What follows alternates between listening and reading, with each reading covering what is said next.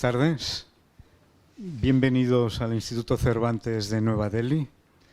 Well, it's a great pleasure today to have with us the well-known author Gurcharandas.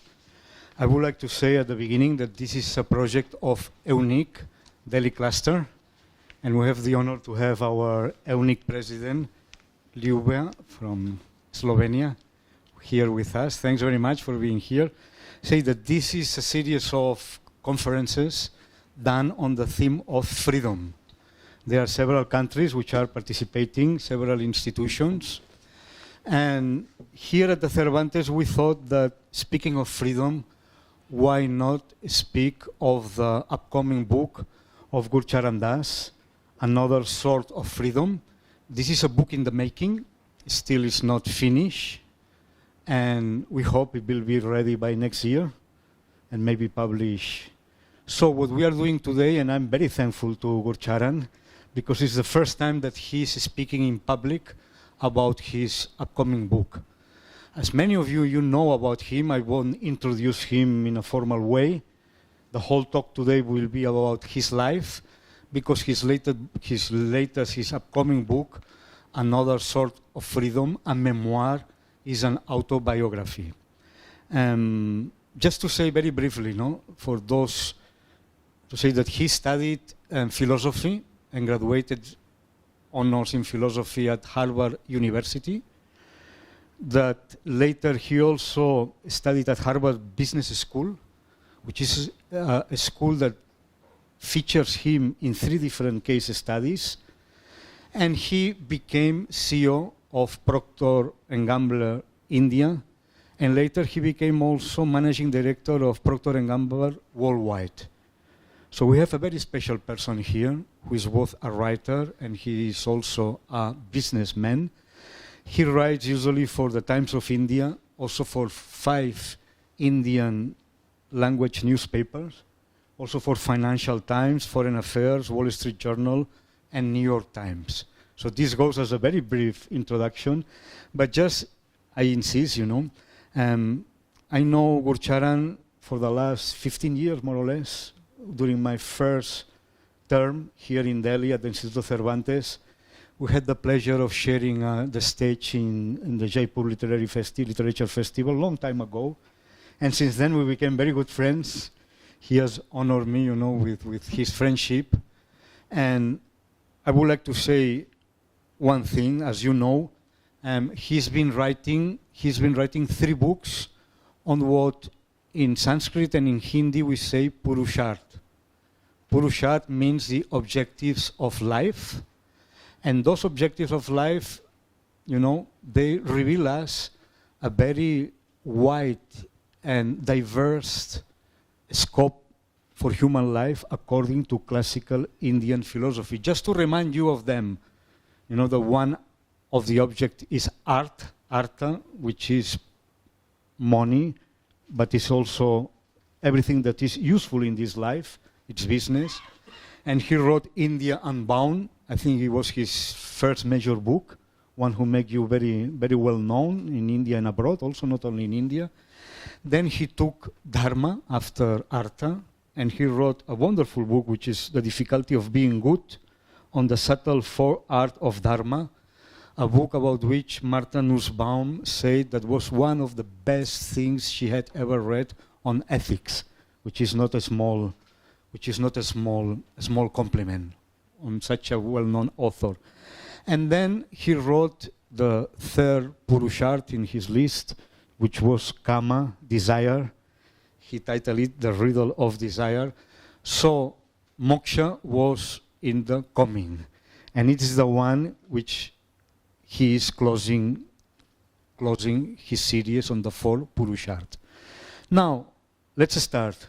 Thanks for being here with us. This is almost a familiar setting at the library, And this is being recorded, and after you will be able to access it on the YouTube channel of Cervantes. But just to tell you that you have said in your book, you have said that your existence has been a persistent struggle to free myself from the oppressions of Banda. from the bondage of money, of religion, of prejudice, of ambition, of wanting to be somebody, not a nobody. So the answer that Gurcharandas said is moksha.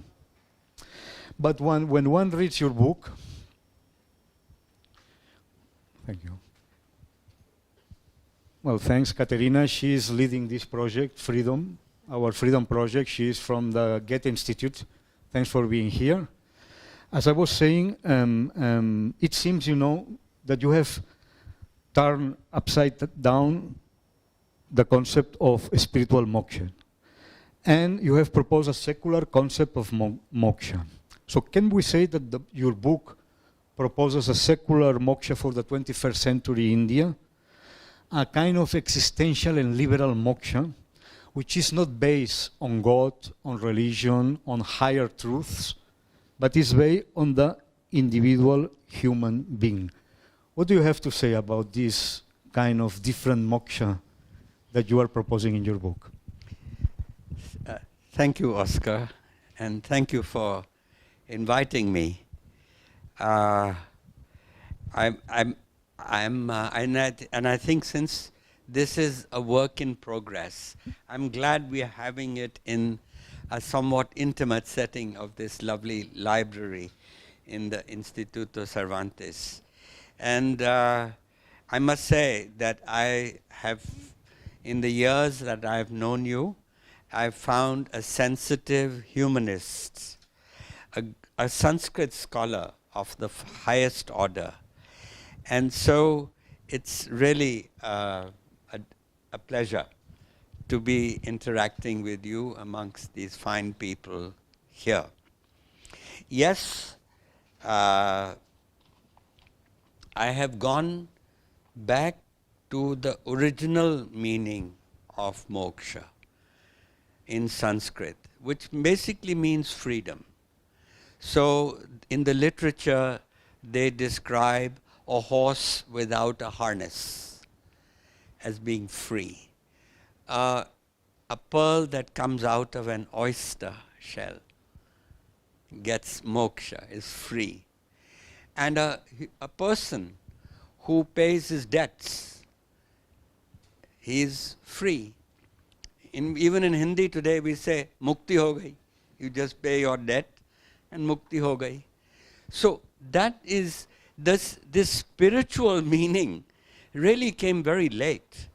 In fact, after the Purushartha were only three. They were called Trivarga. And for 1,000 years, and really it got that great spiritual sort of, it became almost cannibalized the other three. And this was after Shankara particularly, that Vedanta and so on. But it in fact affected all the different philosophies of the subcontinent. So, what I'm trying to say is that the meaning I'm giving to moksha is the original meaning. The spiritual meaning came after me. And it's a construct also. Anyway, so I think, Òscar, you're right. My book does propose a secular moksha for the 20th century modern Indian, in which if you don't believe in the transcendental, if you don't believe in the afterlife, if you don't know if there is a rebirth or not, then this is the moksha for you. And I believe it's a common struggle, really, for all of us as human beings, and many of us.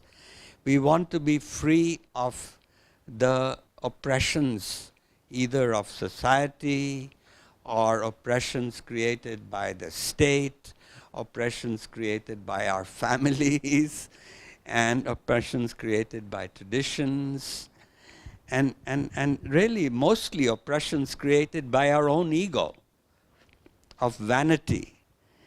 And these are the daily bondages. And so what I've arrived at, I think, is purely natural and achieved, I hope, in everyday life for ourselves. I think that Bill.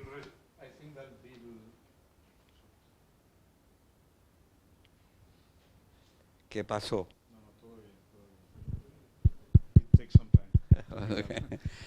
No, I think that Bill resonates very well with modern Indian reader, because I think we had a lot of spiritual moksha, and the kind of release you are proposing, I think it's a kind of that young India is really hankering after, no? And it's a little bit of what I did with dharma too, in the difficulty of being good, and artha in Indian Unbound, because they were really expressions of a new India that's in the making. But it's not only moksha. There is a concept that Gurcharandas is all the time, coming in this book, which is lagima. Lagima is a Sanskrit word that he uses, which means lightness. And he insists a lot on this lightness of being light. And allow me one thing, I've been fortunate to read the draft of his book, of his upcoming book. And one thing I can tell you clearly, that this book is much lighter than your previous books. Even the writing style is different. It's very, all your books are very pleasant to read, but this is a special one, no? I would even say that it is a playful book. So please, what you have to say on this lightness of being, on this lagima in Sanskrit, where you took this idea, how you couple moksha and lagima, release and lightness of being?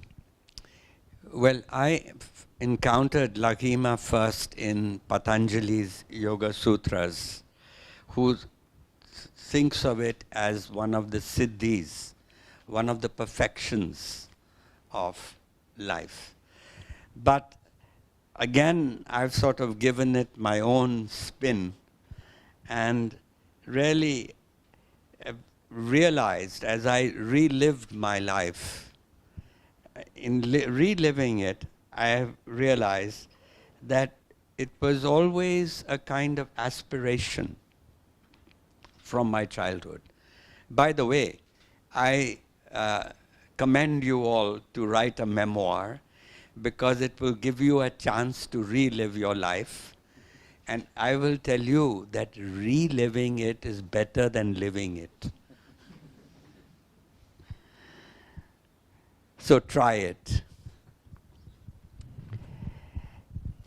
And I found that lagima also seemed, lagima as related to my life, seemed to evolve as I grew up and as I evolved.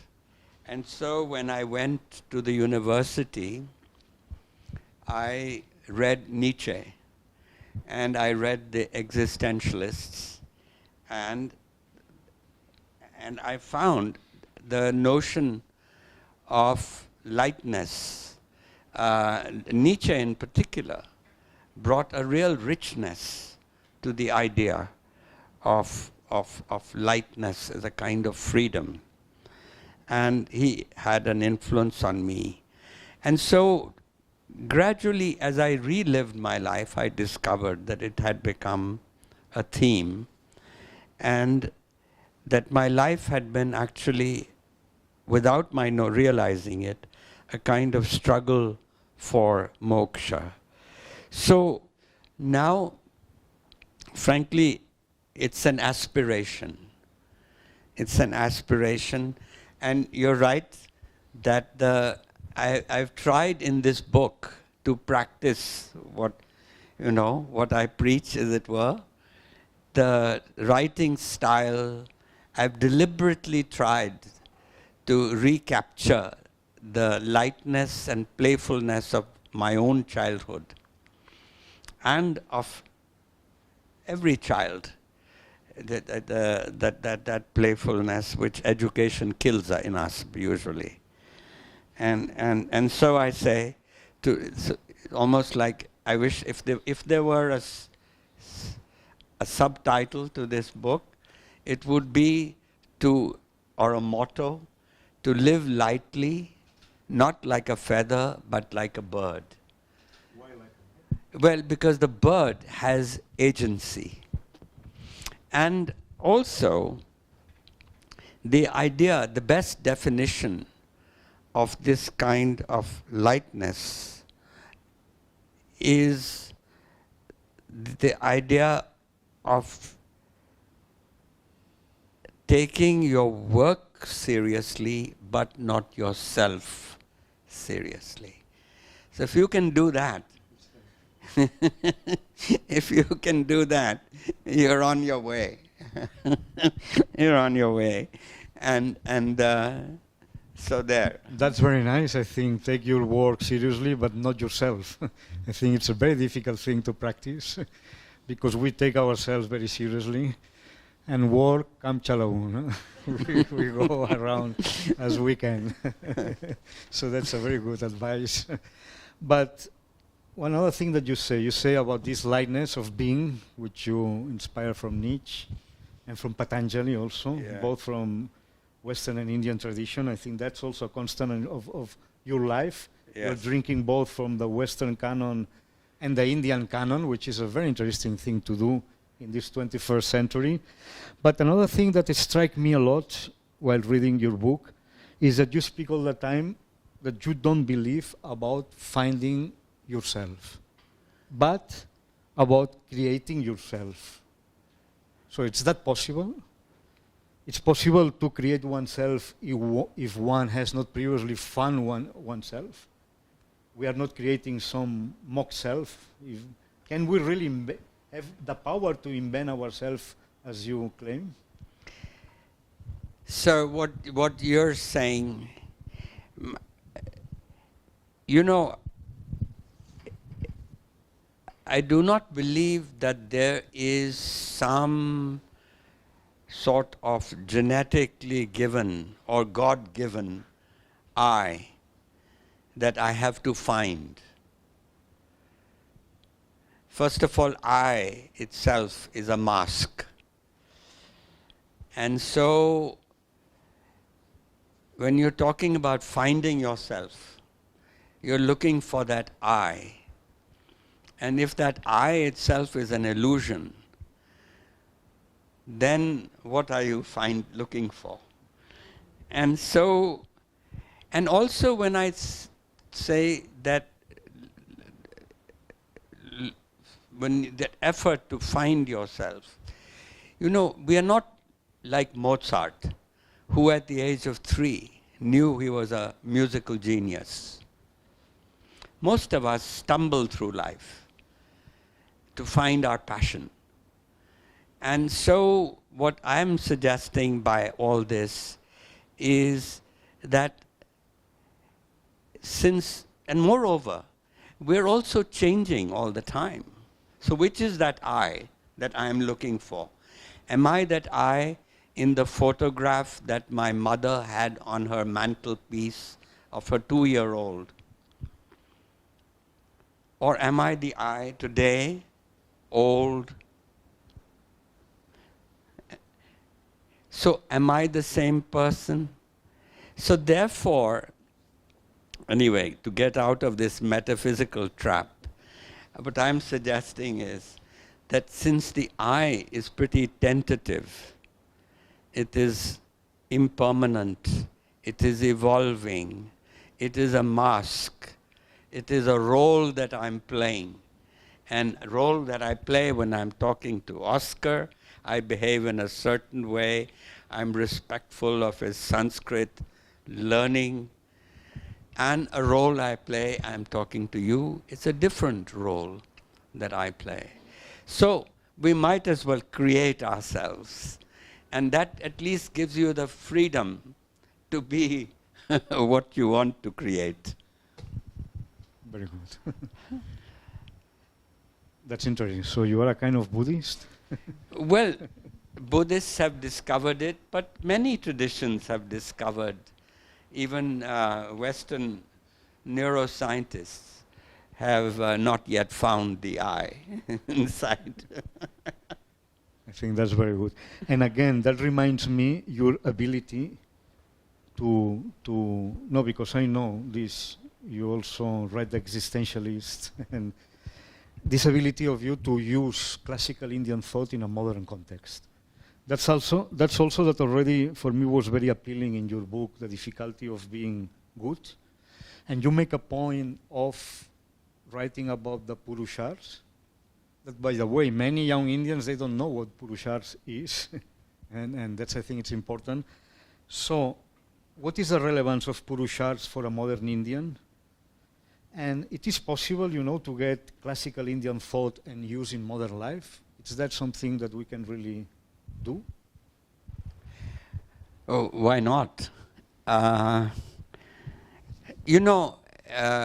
Purusharthas are the goals of life, the aims of life, and the ways to live a happy, fulfilled sort of life.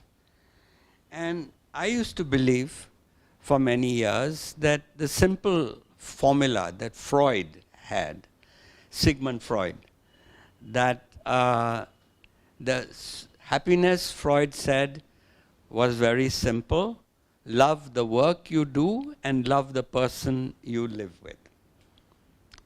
Simple formula, and it still works, I think. But then I found the Purushartha, and I found another source of happiness. In other words, that I view the Purushartha as sort of the royal road to a flourishing life, to fulfilling human potential, because each of the four are capabilities that we all have as human beings. And by fulfilling these capabilities, you can lead a flourishing human life. It's a bit like Aristotle's idea of eudaimonia in Greek. So yes, I think it's very important for today's young Indians to recover this rich, ancient Indian ideal of the Purusharthas. Yes, I said one thing that impresses me about the Indian Purushas is the comprehensiveness, no? That you have all aspects of life there, from pleasure to moksha. Yes. And it seems nothing is left out. Yes, yes. It's material well-being, artha, moral well-being, dharma, emotional, sexual well-being is kama, and spiritual well-being is moksha. That's it. But okay, let's go to your book, because your book begins with a recollection of his childhood. He was born in Lialpur in present Pakistan. I think it's Faisalabad, no, today? Yeah. A small city. Yeah. It was called Lyallpur, named after Sir John Lyall, B.A. Okay. He used to always insist on putting B.A. And once his assistant did not put B.A. after his name, he got very upset. Anyway, the King Faisal of Saudi Arabia bribed the Pakistanis to this Wahhabi radical Islam, to sell them radical Islam, and the Pakistanis rewarded him by giving him the name, and it changed to Faisalabad. And I hope a lot of petrodollars. and a lot of petrodollars. I'm sure. Anyway, the book begins in Lialpur, which city that does not have that name. And one thing that struck me that you say, the high-spirited path to moksha seems to be taking me back to the playful world of my childhood. Till the age of 5, I had the cheeriest childhood imaginable. Tell us about those years, first 5 years in Lialpur, which is just the beginning of the book. Well, it begins with my first memory. I mean, I was 3 years old, and all I heard my mother say about me in Lyallpur was, "This is a difficult child." In fact, at the back of that photograph of me, age 2, it's written troublemaker. And so, at age 3, I'm told, because I can't remember, that I started first to run. And then I enjoyed running so fast. I mean, I running far away from my mother that she had to catch me each time and give me a smack not to run away from her too far. And I thought that running and smacking were connected. And so she used to take me in the evening in Lalpur we had a company bagh named after the East India Company. And in the company bagh, I would be let loose. My mother would be sitting with her friends, gossiping, and I would be running and smacking people. And so running and smacking became pervasive. And then my mother would get so embarrassed because the children I smacked used to cry. And my mother would get very embarrassed and she would say, "This is a difficult child." And the other mothers would feel commiserate with my mother. "You poor mother, you poor thing." Anyway, once I smacked a boy double my size. And so that boy decided to retaliate with a big thrashing. And so I screamed.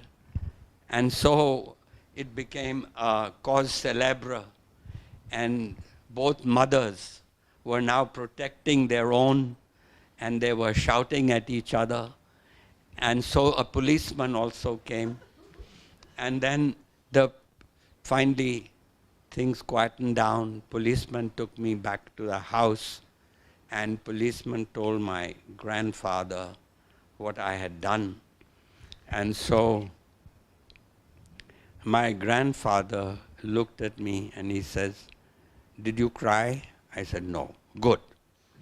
He said, but it became,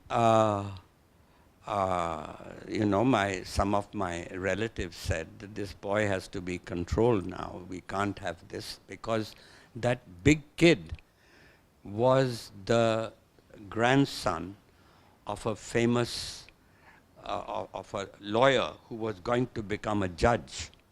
And so there was a little fear in our house that this may not be too good. Anyway, the point is that's one memory.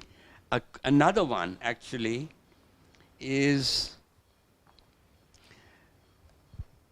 of my uncle. I had 3 uncles. So this was the small uncle, the youngest uncle. He had a cat. And of course, they used to tease him that, "Oh, he doesn't have a wife, he has a cat." And so, if you can't get a wife, you get a cat.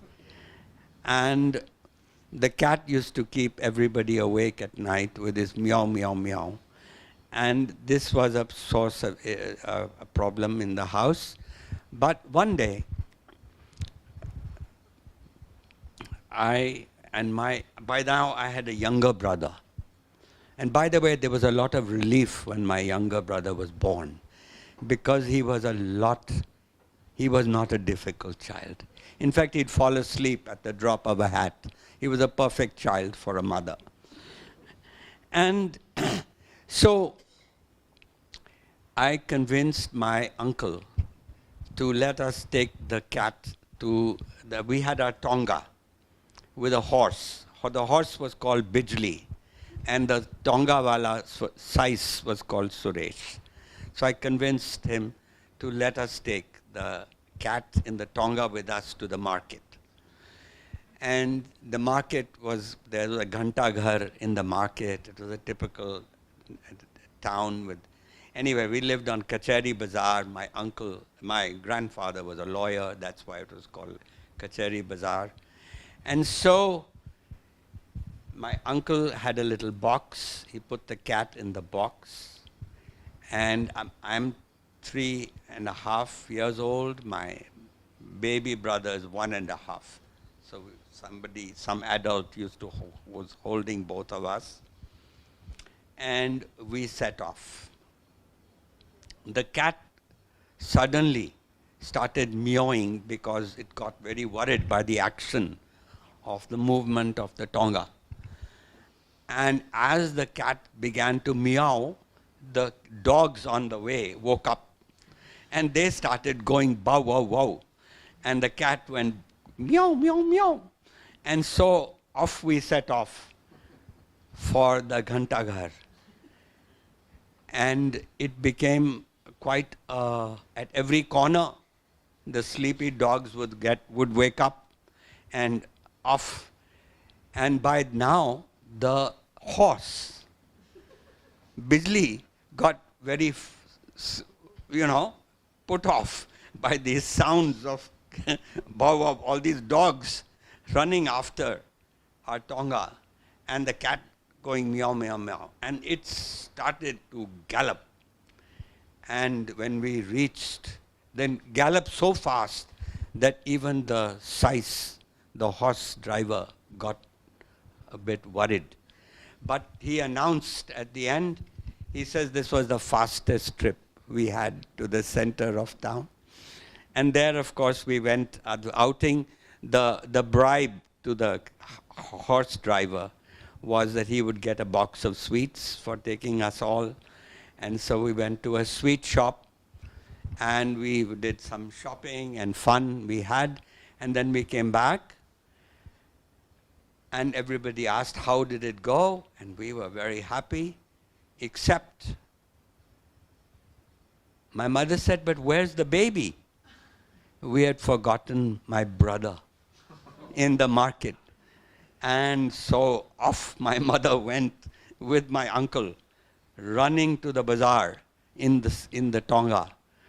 And they found my baby brother, who is the middle brother, not this fellow here, but the one in between, who used to, he was asleep on the counter of the sweet shop.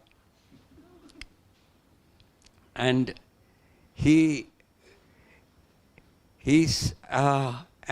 my mother said to him, you got lost? He said, no, you got lost. I was always here. Anyway, these are examples of this very special childhood that I had with my zany uncles. I had a special cousin called Jeet, and they were playing practical jokes all the time. One more quick story of that childhood was when my big uncle decided that we've got to get into the latest fashion. Everybody was putting letter boxes outside their house. This was a new fashion on Kacheri Bazaar. And so he got a carpenter, and the carpenter made the box, and he wrote in English. In his broken English, he got a guy to write the address, the name, and so but except that the guy who wrote the name on the box did not know the difference between V and B. So every place where should have been V, he wrote B. So my grandfather's name was Varma. It became Burma. And so there were a number of other, I've forgotten name. There were other V's, and they all became B's. And so in the morning, we didn't realize that all the new schoolboys school children going to school, when they passed by our house, suddenly they would practice their lungs and their newfound English learning to pronounce the name on the letterbox. And so in fact, Varma Villa became Burma Bila. And so, and my grandfather, every morning it was a source of great pain to him to see this happen. Anyway, these were the kind of practical jokes, but it didn't serve any purpose because the postman was supposed to put the letters in the post box, but he insisted on banging the gate of the house. And why? Because when he did that and he gave the letters, he got a glass of lassi as a result. So he was not going to put the letters in the post box. So nice. But all this wonderful childhood came to a stop all of a sudden because of partition. Yeah. I think you were 5 years old when India and Pakistan, Pakistan was created. Yeah. What was the experience of partition to a 5-year-old boy coming from Pakistan to Simla, I think you was? Yeah. So yes, I was 5 and I had just finished kindergarten. We lived in Model Town in Lahore. Some of you, anyone who has lived in Lahore will know Model Town was a model part of the town, middle class, professional. And my mother had found a school where which she liked, and where she had put me in school. And an incident occurred in Model Town, kindergarten, that has a bearing on the partition.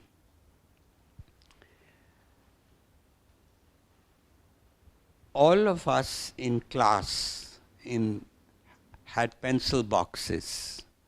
And these were cheap pencil boxes, 2 annas, 4 annas pencil boxes. But one kid, who was the richest kid in class, had a expensive pencil box. Not only expensive, it was imported from England. And he sat in front of me in class. And next to me sat a boy, a Muslim boy, who was poor. His name was Ayan. And he had no pencil box. So I used to find this very odd, that this boy has no pencil box. And he was forever borrowing pencils from me, from others.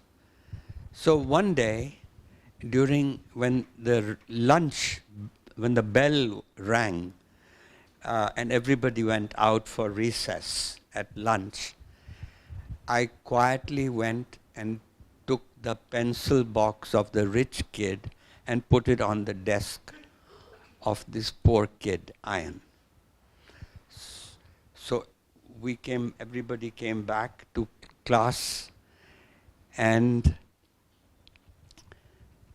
the rich kid screamed, "Somebody stole my pencil box."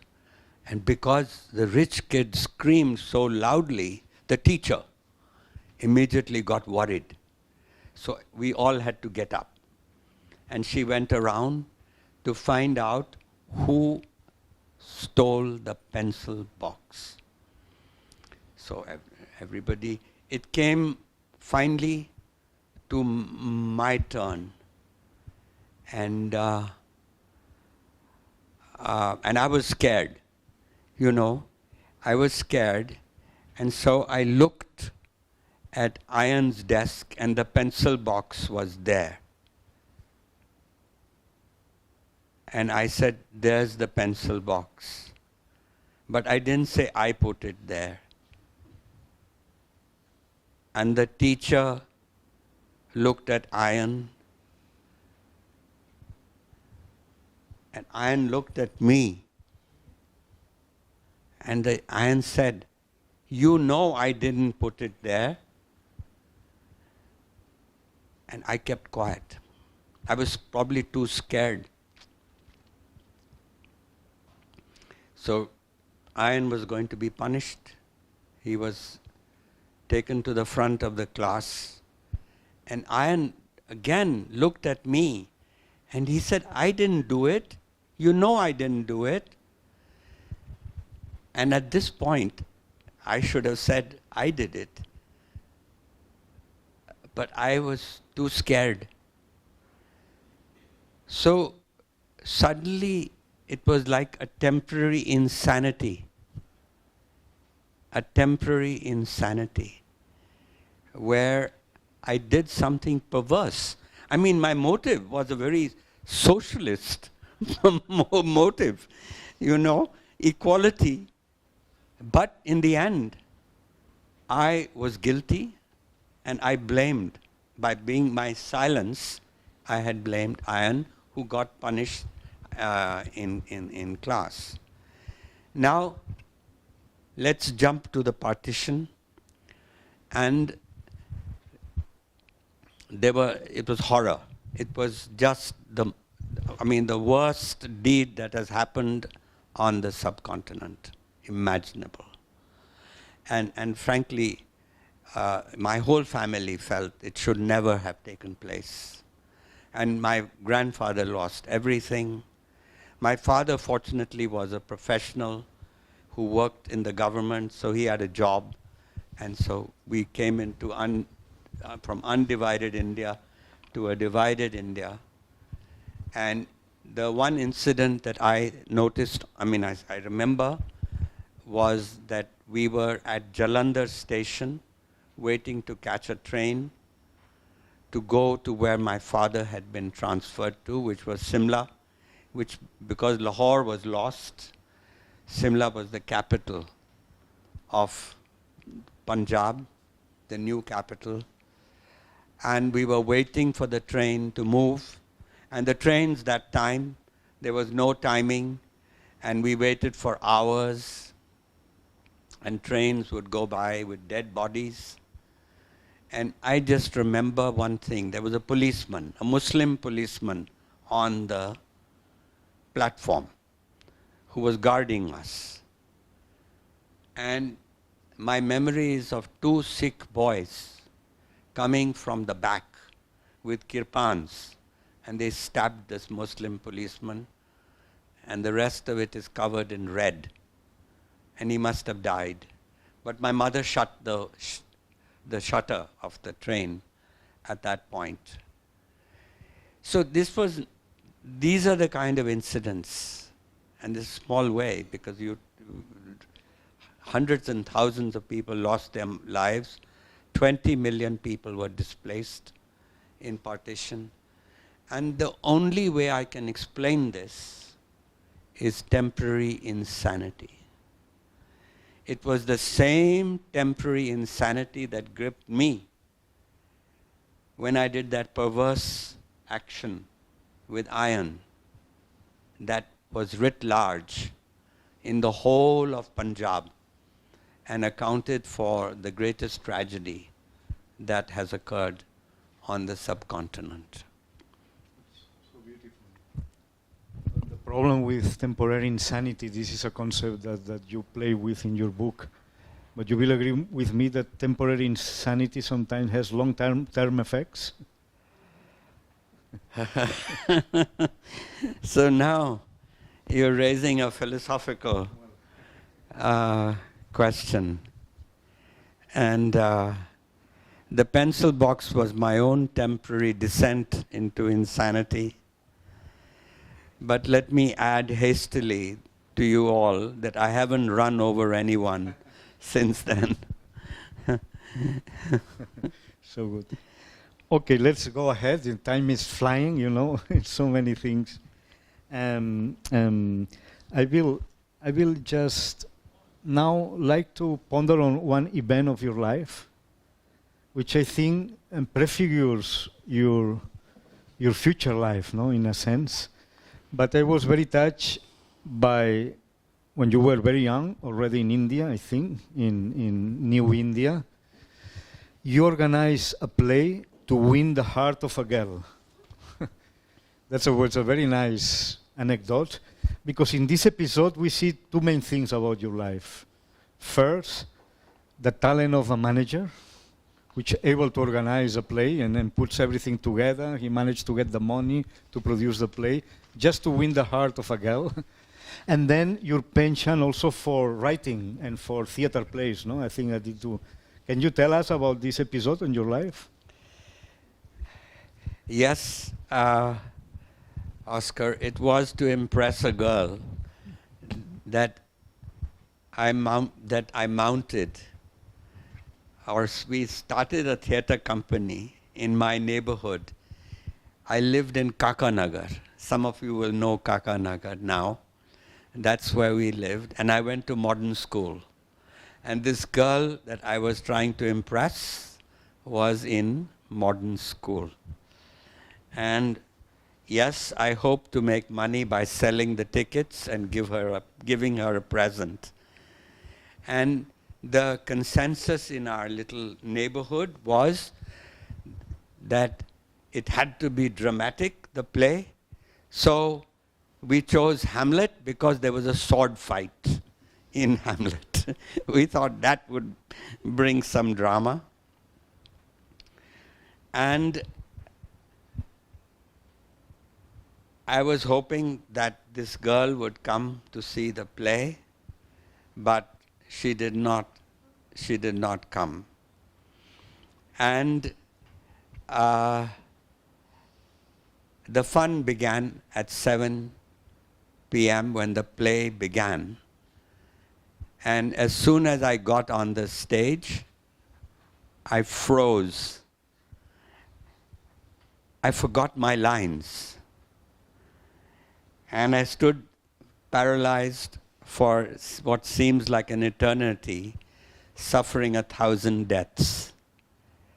And finally the lines came back to me.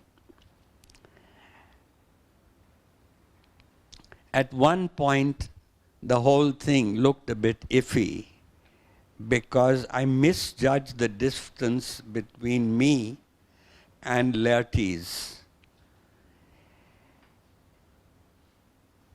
When we were fencing, that's the fencing scene, and I hit him a blow much too hard. And the poor fellow fell off the stage. The result was a crash and subsequent yells of pain. It was an accident, of course, but Laertes did not understand that. He got inflamed, determined to kill me. Stage center became a real-life sword fight, both of us locked in mortal combat. I was thrown into the audience of, I'm reading now from the lines, audience of parents, relatives, and neighbors who went on cheering us wildly. And when it was over, everyone said, "My God, how realistic." Anyway, I didn't get rich from the money we made, but I made enough to buy a bouquet of roses for this girl that I admired. I went to Bengali market at lunchtime, and I went to present it to her. She sniggered and turned her back. You see, she was a snob. And she didn't look at anyone, I realized later, who wasn't rich or powerful, whose parents' father wasn't rich or powerful. But I must tell you, I recovered quickly. I wasn't defeated entirely. I went, and since there was a bouquet in my hand, I went and presented it to the librarian of our school, because she had helped me in rewriting the play for children, the Shakespeare's play. And she had adapted it. The look on her face was my redemption. I sought recognition from this girl I admired, but I achieved admiration from the librarian. So God had suddenly made a saint out of a sinner. Very good. Good. Now let's move ahead, because there is another break in your life. I think when you were 13 years old, your father was transferred to Washington in mid-50s, and then you went to America as a teenager. What was your impression at that time of America? Right. So we arrived in, and if you don't mind, actually I'll quote a little bit to give you that from the book. I'll try not to keep it too long. So we arrived in the heyday of Eisenhower's America. Ike buttons were still around, left over from the campaign. Everyone seemed to have a car with huge tail fins, driving through drive-in restaurants, drive-in movies. People were abandoning the cities, building highways to fit all those big cars with tail fins, going to the new suburbs.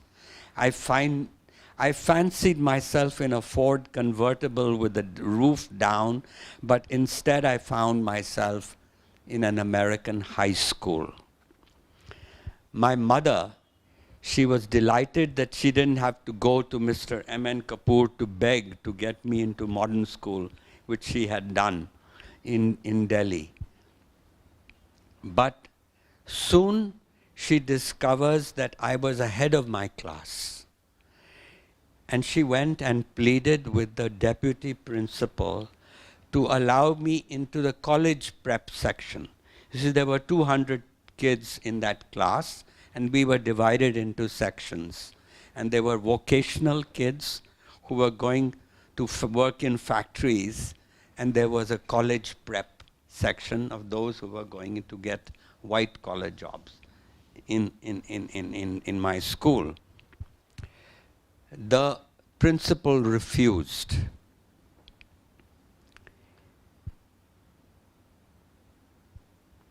Looking at my brown skin, he gave me advice instead. Going back in his swivel chair, he said with a drawl, "Colored boys shouldn't get too big for their boots." And he advised me to work hard, stay out of trouble, and I'd get a vocational certificate from school, and then I could get a nice factory job. And then he said, "Welcome to the American dream, young man,"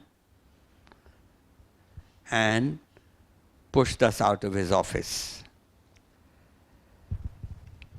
One story. Second quick episode.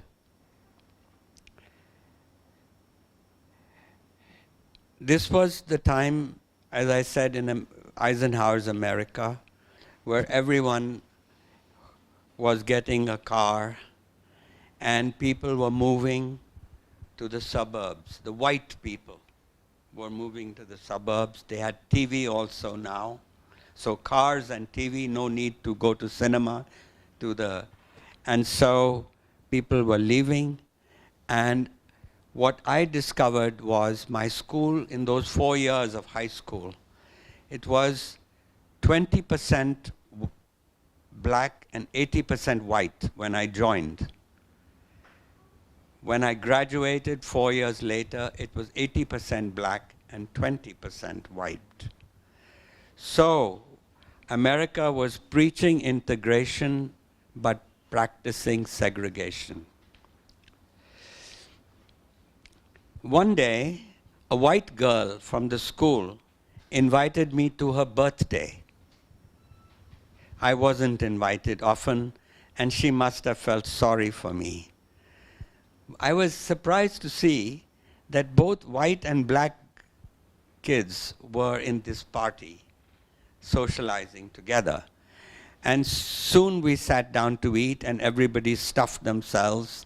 And afterwards, we played a game called Spin the Bottle. It was the rage at the time. You sat in a circle and you spun the bottle. And wherever the bottle arrived, the head, you had the person who was spinning the bottle, you could, if it was a member of the opposite sex, you kissed them. Now, it was an unwritten rule of this party that white boys only kissed white girls and black boys kissed only black girls. So you'd actually end up kissing the girl, if he was a white boy, he'd end up kissing the girl next nearest to the other person if it landed on the wrong color. So when it came my turn, there was confusion. No one was sure what I would do because I was brown, a little bit of white, a little bit of black. In fact, as I think about it, if it rightly cooked, not too black, not too overcooked black, not too undercooked white, just cooked right. And so here I was, brown, but I solved the problem by kissing every girl, black or white. And I kissed them so often that I kept getting bonus turns. And by the end, I had found my mantra. If you are kissed, kiss back. Anyway, so I guess I've told you some episodes, some accounts of my impressions of America. In any case, from that high school, you graduated at top of your class of 200 and won scholarships to Harvard, Yale, and Princeton. And then you choose to go to Harvard. And I know, because I read the draft, he was fortunate enough to have teachers like Edward Said, Isaiah Berlin, Paul Tillich, Galbraith, so many, great intellectuals that came through to your life when you were. So tell us a little bit about Harvard. He was doing philosophy. He was not doing a business course, okay, because he was a man of philosophy, not a businessman. Tell us a little bit about those years in Harvard, which must be very exciting. But I must tell you the ending of the story in Washington first, that when I came top of the class and I got scholarships to all Harvard, Princeton, Yale, the principal invited me to come to his office. And he had forgotten about the fact that I was supposed to get a factory job. So he was saying that in fact he was reading the Washington Post that morning. And was my picture on page 5 of the Washington Post. And so he says, this is great for our school. Good publicity. Thank you and all that. And I felt like reminding him that black boys shouldn't get big colored boys shouldn't get big for their boots. But I was too polite to do that. Anyway, to come to Harvard. My mother told me when I went to Harvard, you better study something useful because you have to come back home and make a living and you'll get a job. So why don't you be like your father, become an engineer? When I arrive at Harvard, they tell me, my tutor said, and I wrote field of concentration, engineering. He said, son, there's a nicer, better school down the river called MIT. You'll get a better engineering education there. Anyway, I did not listen to my mother because my father had said to me, he was more relaxed. And my mother suffered from middle class anxieties. But he said, now you're going to Harvard, go and make a life. She said make a living, he said make a life. And both of them actually, that became a theme because we used to talk about making a living versus making a life. Anyway, I followed my father's advice. I quickly got caught. Engineering was forgotten in the first 10 days. I quickly got caught in the romance of the liberal education. And so, what did I do? Instead of studying engineering, I took a course in Greek tragedy. I took a course in the Russian novel. I took a course on Bauhaus architecture. I took a course in economics. I took a course in Sanskrit.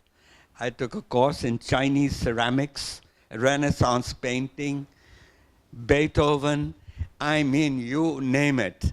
Suddenly the world had opened up.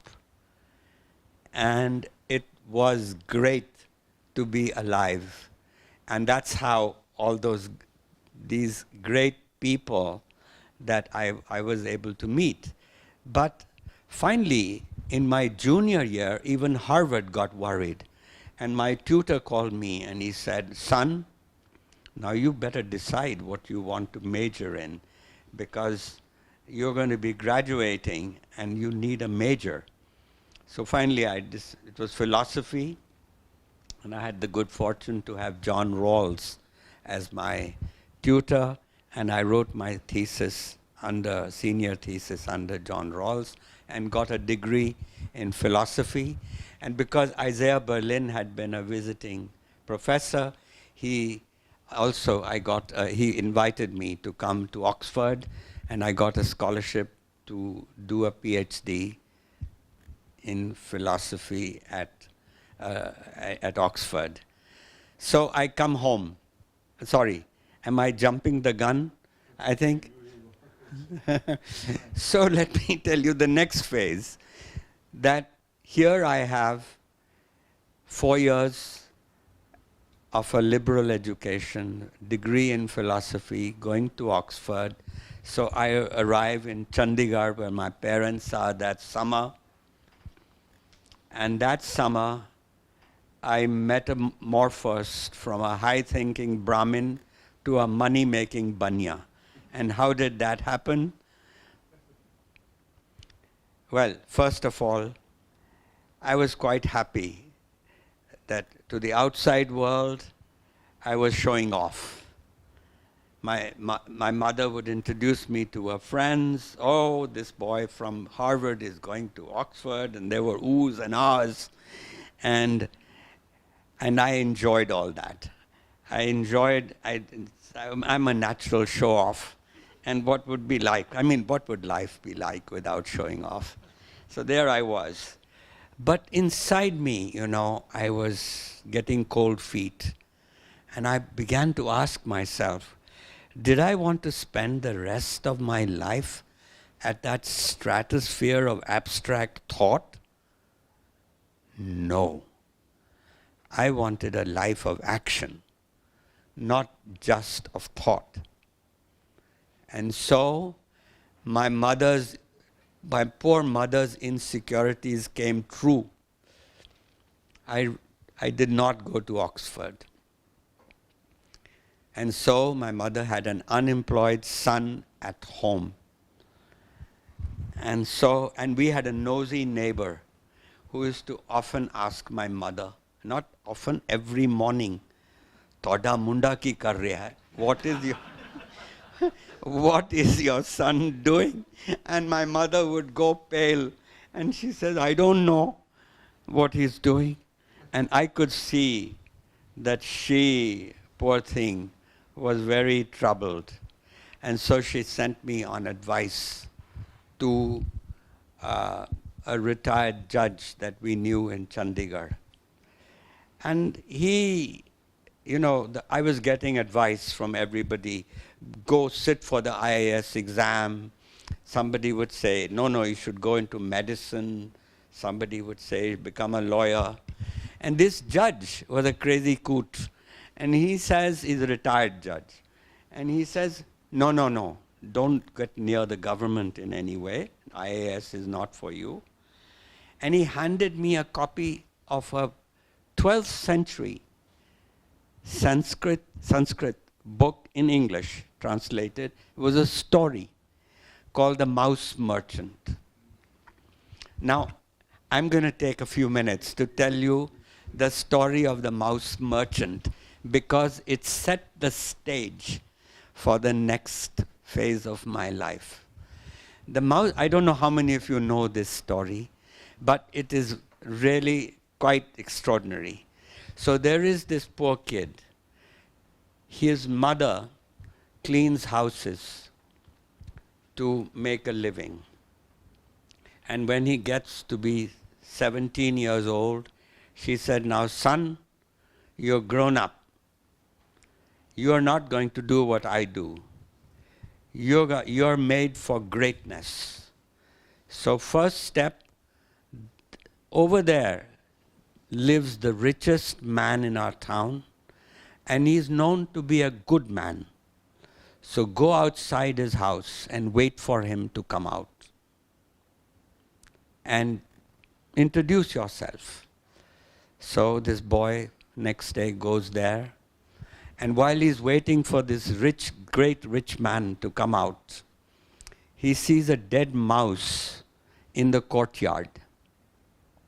So when the rich man comes out, he says, can I have this dead mouse? And the rich man laughs. He says, everybody comes to me for money, for advice, and for help, and you are helping me. You're taking away this dead mouse. Do you want anything else? The boy says, no, sir. Thank you. So he takes the dead mouse. He knows a widow who's well off in the neighborhood, and he sells the dead mouse as cat food. She has a cat to this widow. So with the few paisa he earns from the dead mouse,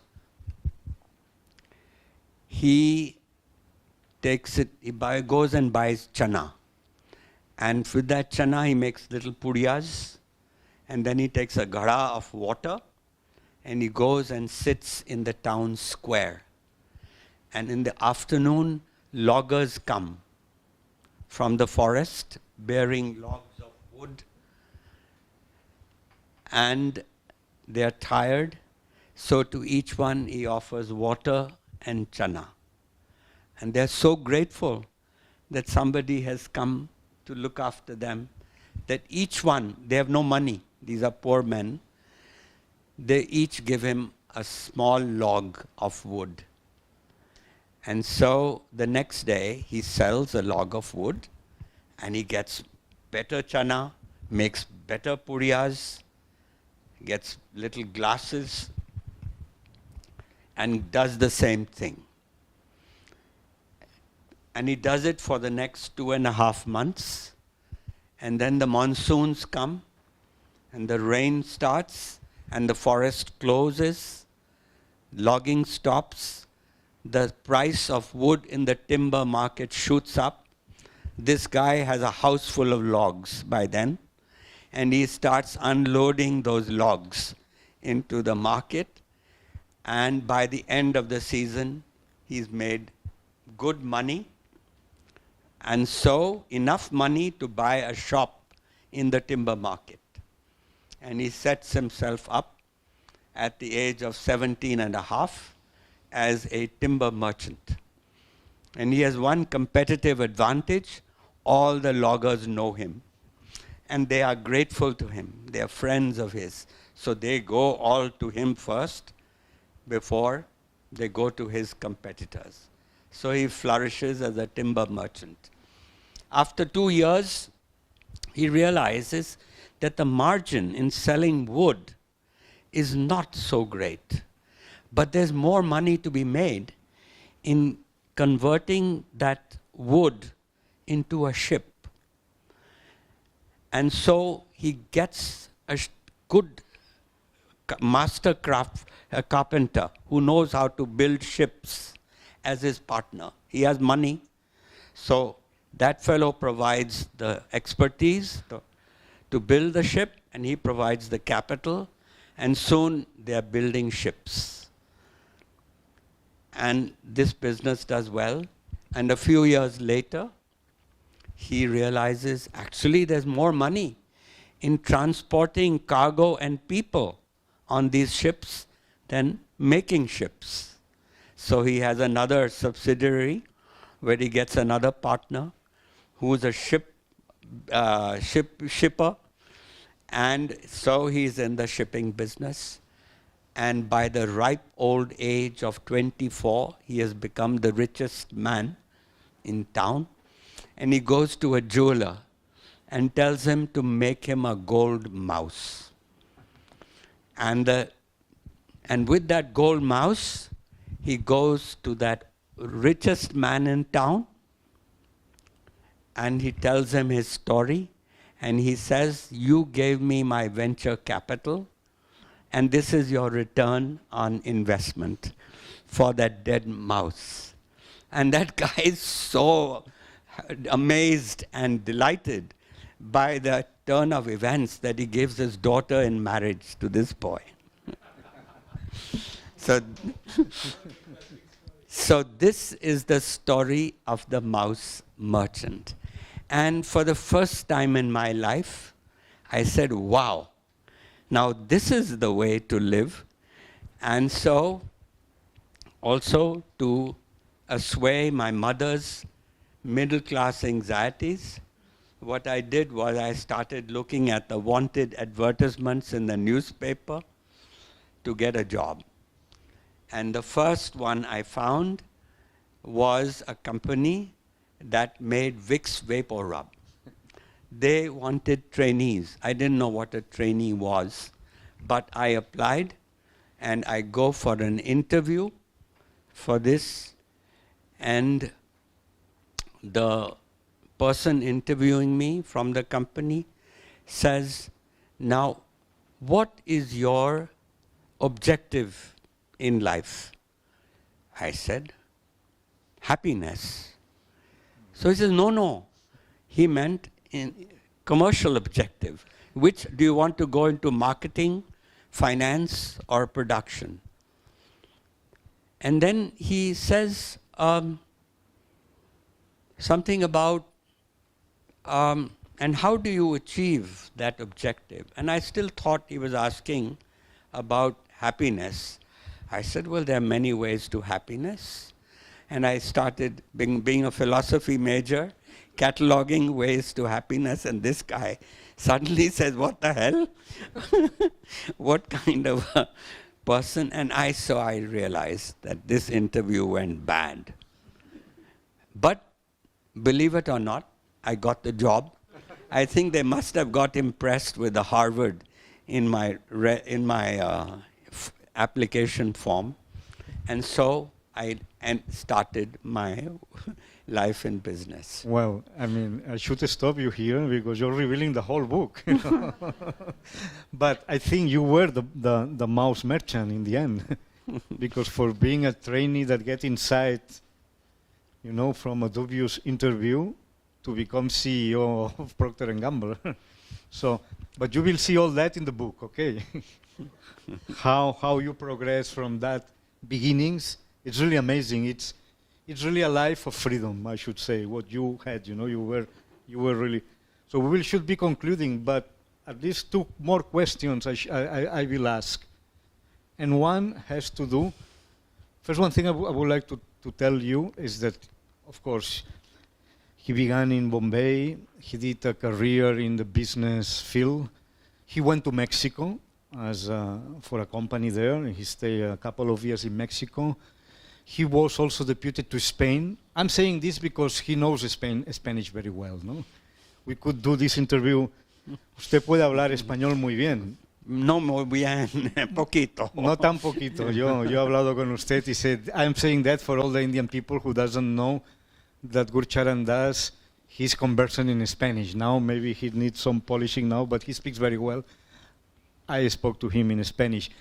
And there is one author who keeps coming in your book, and we are in the house of Cervantes, and I have to say that one of his favorite authors is Miguel de Cervantes. Now for the Instituto Cervantes, what can you say about Cervantes? Well, actually, you said something in your room just before this, which was, which No, I have the quote here. I can repeat if you want. yeah, if repeat you allow it, me. because I think that's one of the best. No, it's such a wonderful quote that I will tell people in Madrid, because it's from my it's, book. It's from the book, but he say a wonderful thing about Miguel de Cervantes. Perhaps that will sum up all your quotations, which are.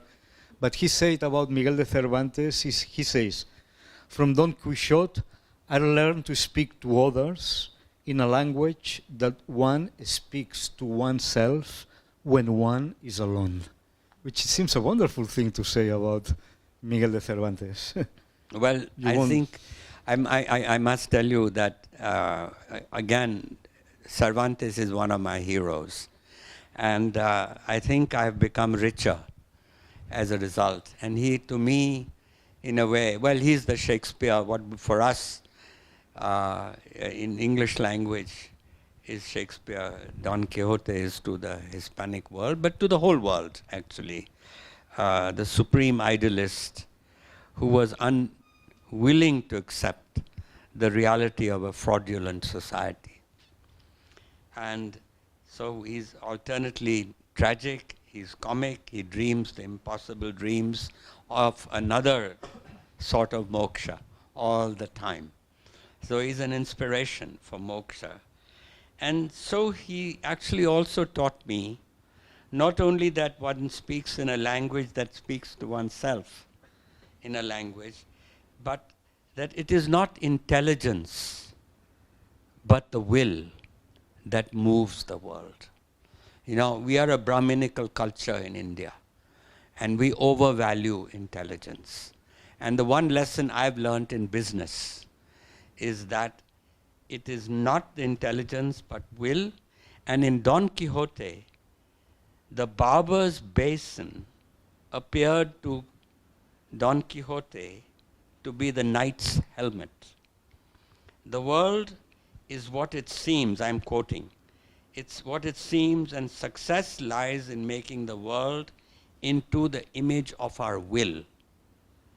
The more you believe in a thing, the more it exists. So it is not learning, but the will which imposes truth. And I can say for my years in business, and I met many business and many leaders, and I think the quality that defines success in the world, not just in business, but politics or any kind of leader, is determination. Almost stubborn willpower that Don Quixote had. And that, so it's attitude and not intelligence, not skill. You can teach skills, but you can't teach attitudes, which are formed very, very early. Very nice. And Don Quixote, he managed, to convince many people about his madness, and people were following him. But that's a very interesting lesson. You have to read the book. As I said, his life is a life of freedom in all the senses. And if you go to his book, and when it comes out, we will see it. Still, it's not finished, the book. And he was telling me, I think three chapters are, 4 chapters is still to be written, no?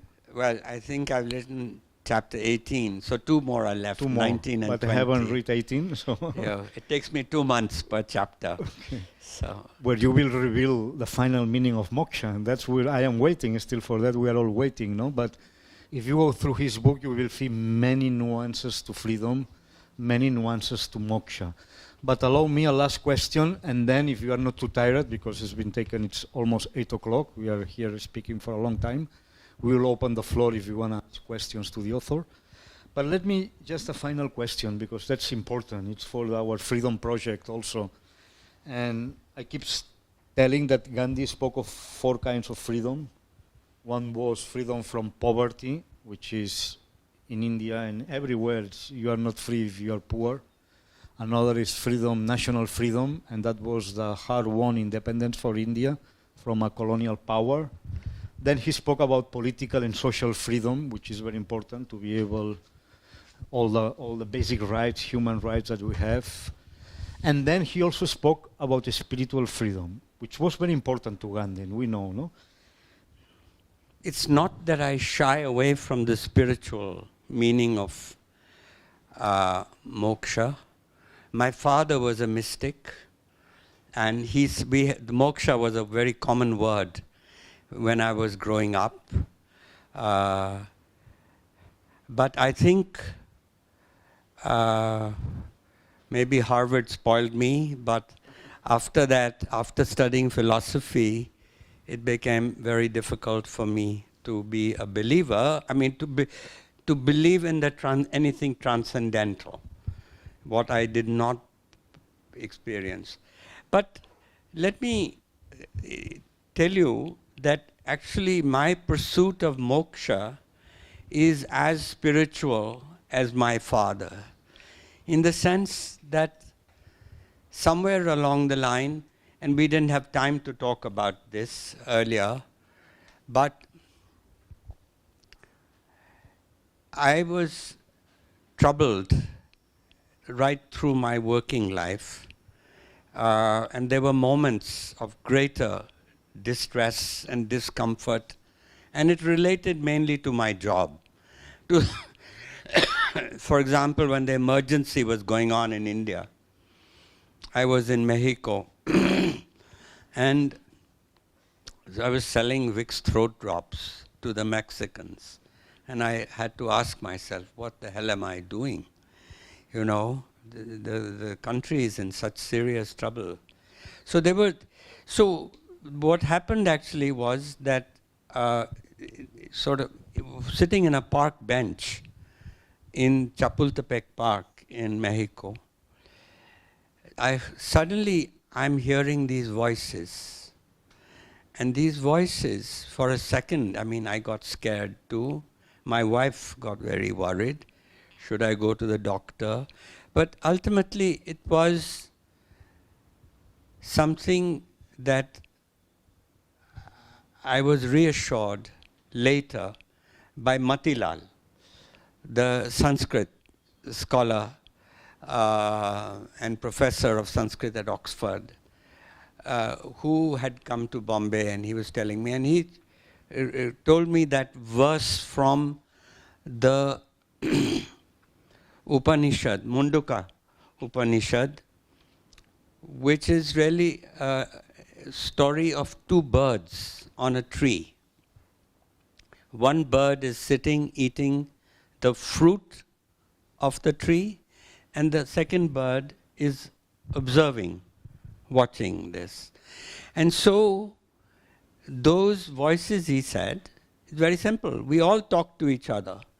There's me talking to you, and there's a me who's observing me talking to you. So I'm not only conscious, but I'm conscious that I'm conscious.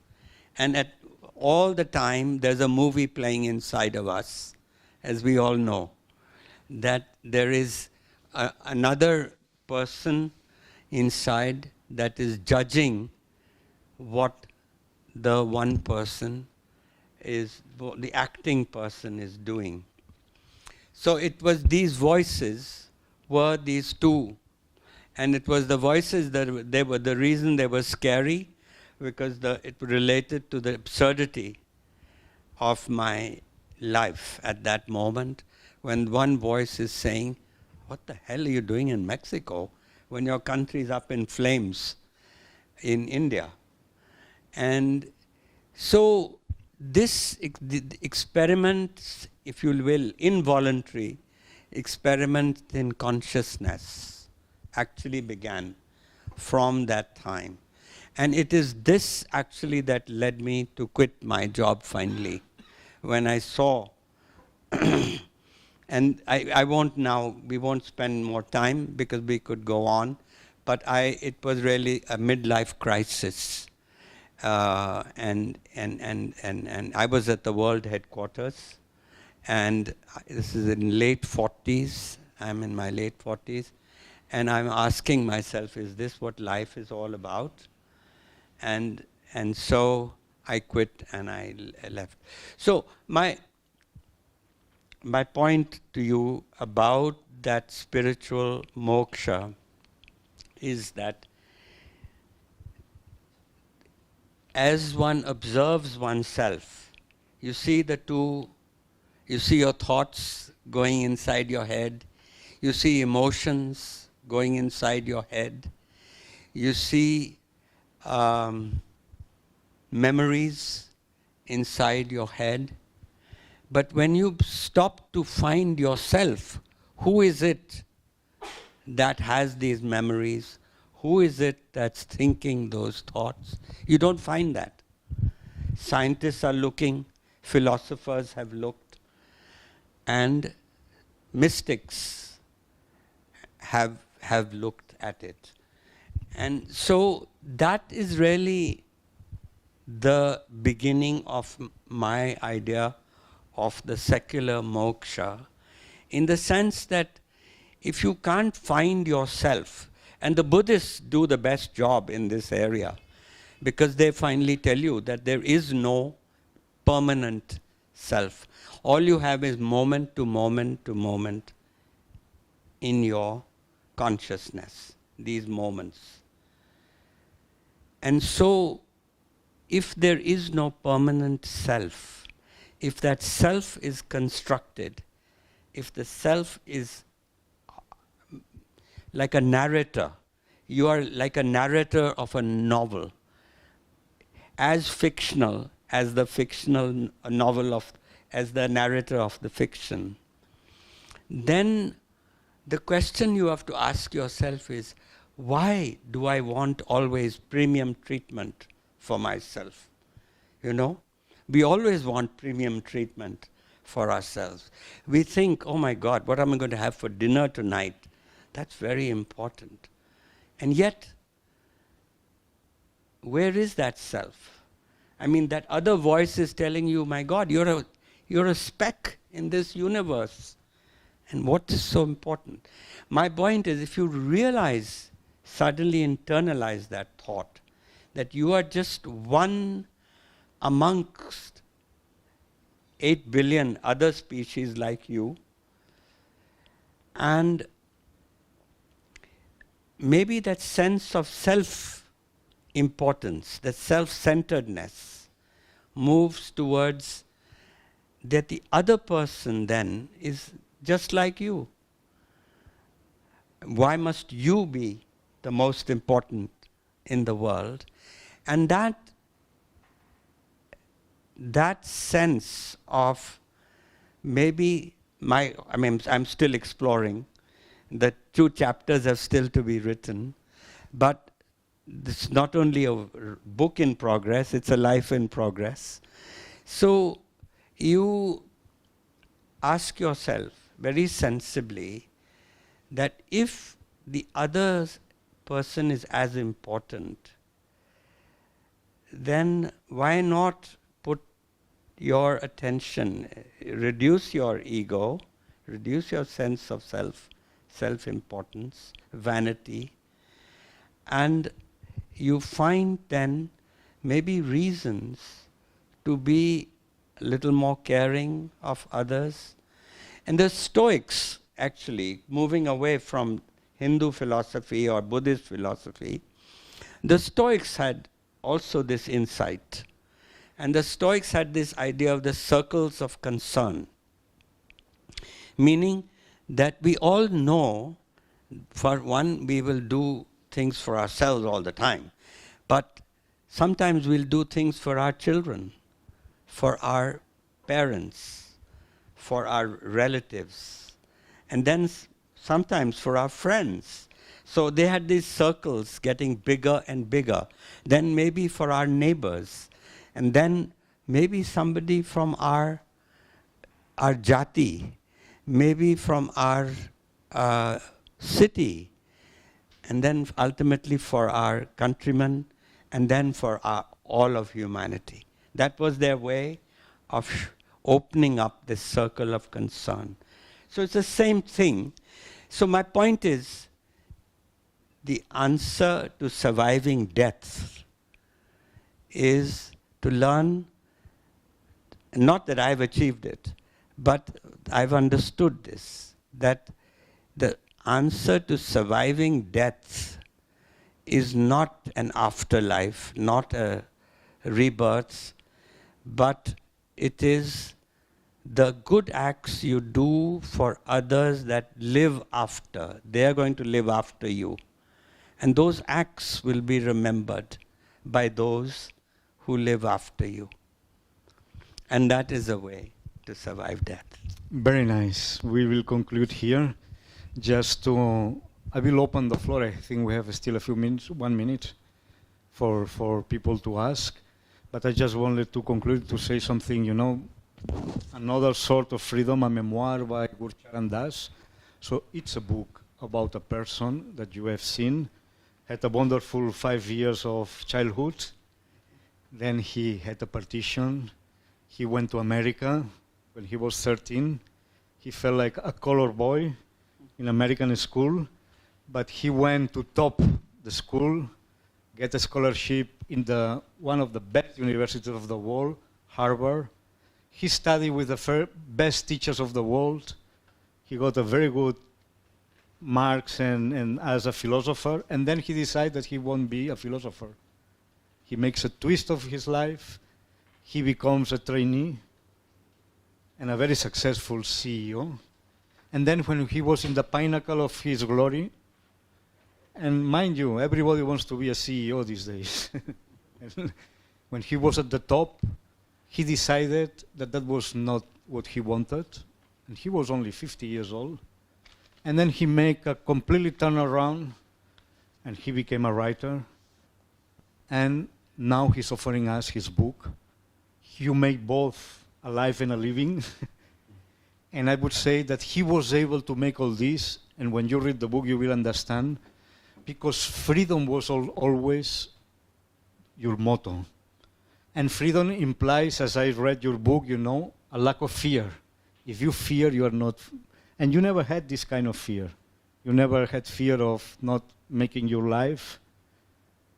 You never had fear of not becoming a good writer. So I would like just to say this, that freedom is really the thing that inspired his whole life. And now we open the floor. We have somebody there. Pass the mic.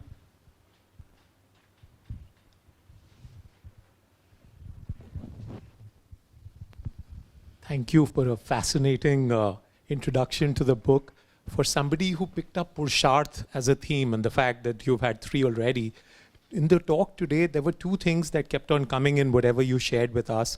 The individual being the mask, and you gave this amazing illustration of the 2 birds. And again, you got it back to the lower bird, which is engaging, which is doing all the action. So your first 3 Purusharth, be it Kam, be it Dharam, as well as the third being money or Artha. All 3 of them are of the lower bird, right? You need that. So when you come to moksha, and the most fascinating thing, you talked about the real self. If the real self is the witnessing consciousness, the bird on top, you still need the lower bird for the experience.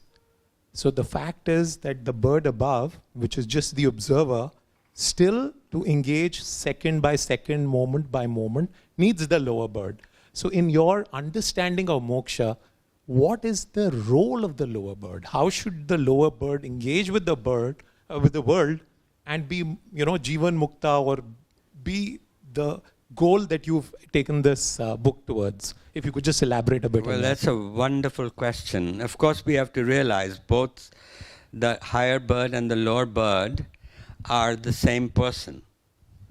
They're both inside. It's the dialogue that we are all speaking to ourselves all the time. And so it is really just remind me exactly what your question was, because the question is, in the other three realms that you've talked about, Purusharth, it's basically focused on the lower bird. That's the acting bird. And in moksha, you finally bring this concept that the real self, the witnessing consciousness, you bring it in, and the physical, the lower bird, you kind of bring it out as a mask. Yeah. You're saying that this engagement in the world, You're playing roles all the time. you're playing roles all the time, right? So I'm saying the objective, so for somebody who's understood moksha, who's understood the concept of Jivan Mukta, what is the role of the mask? Because that's till the day we all die, the mask stays, right? The physical, but you can't engage in the world without the form. That's being human. Absolutely. So what's the goal of the lower bird? Well, as human beings, we have to survive. So we need to have food on our tables. Consciousness cannot exist without a physical presence of a body. And we need dharma so that we can sleep well at night, you know. And we need pleasure. And that's one of the great things of being human, is pleasure. And that's where I often part ways with my Buddhist friends, because they too often deny desire and pleasure. And so you're right in a way that these three are essentially, I call them as potentialities in us, capabilities. Think of these as capabilities of being fully human, including the moksha, which very interestingly you've caught on as the other bird, the witness bird, who is the one who is the consciousness, who is conscious of this one. So this is the drama of life that we have. We have a movie running through us when we are ourselves playing roles all the time. Shakespeare said, a person in his time plays many parts. And so we are all playing many parts in this movie. But you verbalized it very well yourself, so I'm not sure I can add much more.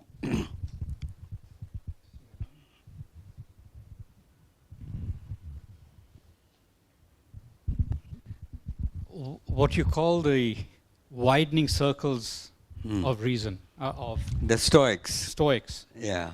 Isn't that basically what the Vedantic philosophy is? That you basically are widening your circle of concern, and you achieve moksha when you are concerned about, when you merge with everybody, when you merge with all the other souls. Yeah.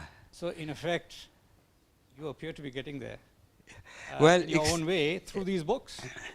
The books, and finally, you've got Dharma, Arth, and Kama, of course. All these beautiful books. And now moksha will free you, finally, to join your soul with all the souls. with the Brahman.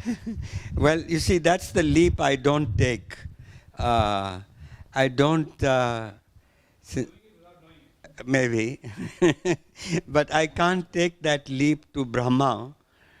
Anything transcendental is something that I have not experienced, and so I can't talk about it. But certainly, I wasn't aware until you said about the same circles of concern that are within Vedanta. But if as human beings we can lift our horizon a little bit and be able to see each other as in some ways connected, I think it's easier to show that concern and act less, if not with compassion. My hero, of course, is Yudhishthir with that dog. you know, at the very end of the Mahabharata, where he's going to heaven, and he insists on, Indra is the god, heaven keeper, and he insists on going into heaven with the dog. And Indra has to tell him, no dogs allowed into heaven. And the guy doesn't go into heaven. I mean, of course, then we all know epiphany occurs, but here's a guy who refuses to go into heaven. So, I mean, that's the ultimate concern for others. Good evening, sir. It's a pleasure to meet you again after the Don Quixote event. Last time was that interaction which we had, a small one, when that event happened. Which one? The Don Quixote, Sanskrit translation in Don Oh, Quixote. right. That was a great event. Yes, So that was great fun. Yes. So pleasure meeting you. What I wanted to know from you, sir, that, the transition from the corporate world to being an author. And how was that journey while being a CEO and managing the corporate life? Was that discontentment always there in you, that there is something else meant for me? As in the destiny kept on knocking at your door inside in your subconscious? Well, I must, one thing we didn't get a chance to talk about, Yes. but is that, we all human beings have lots of capabilities and people tend to slot us and force us into slots. If you are a businessman, then you're a cigar-chomping, pot-bellied man. If you are a writer, you're shriveled and you are hungry, and that's what you're supposed to be. And that's not how the world is. So one thing that happened was that actually I started business, and in fact, I thought I would just be trying out this Wix stuff, but I liked the rough and tumble of the business life. And so it wasn't disturbing or anything. I actually had great fun doing it. And I thought I was just coming as a man who came to dinner, who stayed on for 25 years. However, what I did was I missed the intellectual life.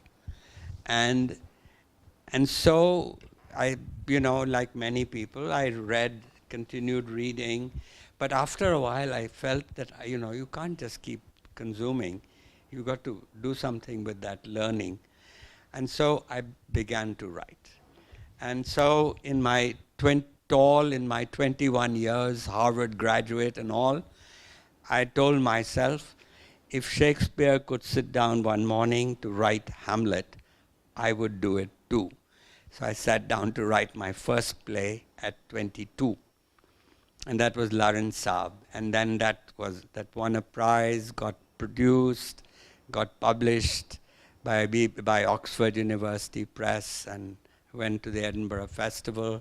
Then I wrote a second play called Meera, which was a play on Mirabai, done in New York, and set to rock music, by the way. Her bhajans were set to rock music. Perfect. And so, as a result, I wrote a third play and then a novel called A Fine. So this was all when I was working. That was because I took my Monday to Friday life, but I also had a Saturday, Sunday life, and I took my Saturday, Sunday life as a writer as seriously as I took my Monday to Friday life. So I wore two hats. I lived a double life. That actually gave me the confidence. The novel had done well. I was lucky. But I also, if you keep working at something, you get better and better.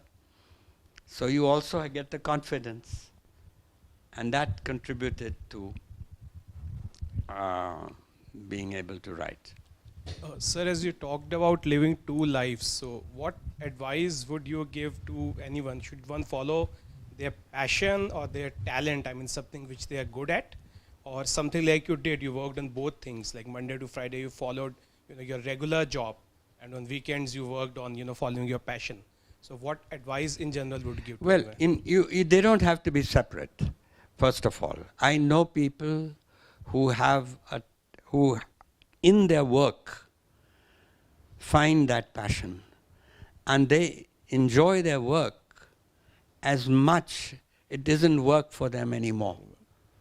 And there's a story I tell actually in the book of a man, an assistant security guard who came to our company.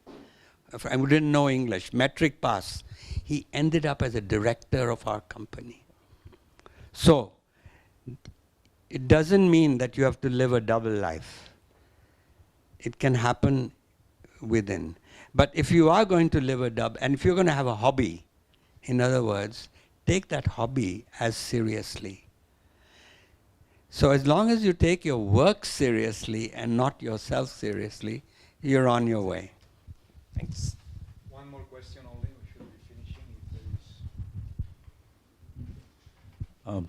Since this is the Freedom Project and we're talking about freedom, I just want to expand on the earlier idea you had about a horse that is out of the barn and is free, a pearl that is out of an oyster and is free. And I want to ask you the question, is it really free? Because for me, that's not freedom. Neither do I quite agree with Òscar when he says that all freedoms end with death, because I think that's the only time when you're really free, because you're free from a lot of your earthly, at least, binds. And the second question is a very short, you may not want to answer it, but you talked about your experience as a young child in where you went and took that pencil box and Yes. put it there. And I want to ask a question, and it's maybe a difficult answer, so I just leave it. But have we really learnt our lessons from the partition? Right. Okay, the first one, I tend to agree with you that it's not the image that I admire, is not the image in the classic Sanskrit text of a horse without a harness. A much better image for me of moksha was provided by Robert Frost, who talked about a horse easy in its harness. What he meant was that if we're going to live in society with other human beings, we have to have rules. We have to have law and order. Law and order provides the restraints under which we operate. So we'll always have restraints. The important thing is within the restraints, can we be easy? Can we be free? And can we feel free? So horse easy in its harness. So now the second point about learning the lessons from partition. That's a subject of another evening, I'm afraid, that we can have. One idea there. Tell me, which one was it? No, you say that to get over partition, India would need a Leo Tolstoy, which I think is a very nice thing. Yeah, so that's a bit of the literary side of me. What I meant was that what Tolstoy did in War and Peace was he brought closure for the Russians of a very traumatic event in their lives. Similarly, I think for an event like the partition, there are a lot of books been written. Fine book by Salman Rushdie. I think it's a wonderful book, actually. Best thing that he has written. But it's not the kind of book that would bring closure. And so maybe one day, and maybe not just for the 10-15% English-speaking elite, maybe it will be written in English one day. And maybe English needs a Shakespeare, because that's how English began. English also came out like a hybrid, like English is today. Aaj Middle East mein peace ho gayi. News headline in Z News. That's the kind of English, or that will become our, I don't know, 100 years from now, that may be the language of India. So the author of that, first, who can really come to grips for us, a Tolstoy we need to bring closure for the partition. Very nice. Thanks very much. Muchas gracias.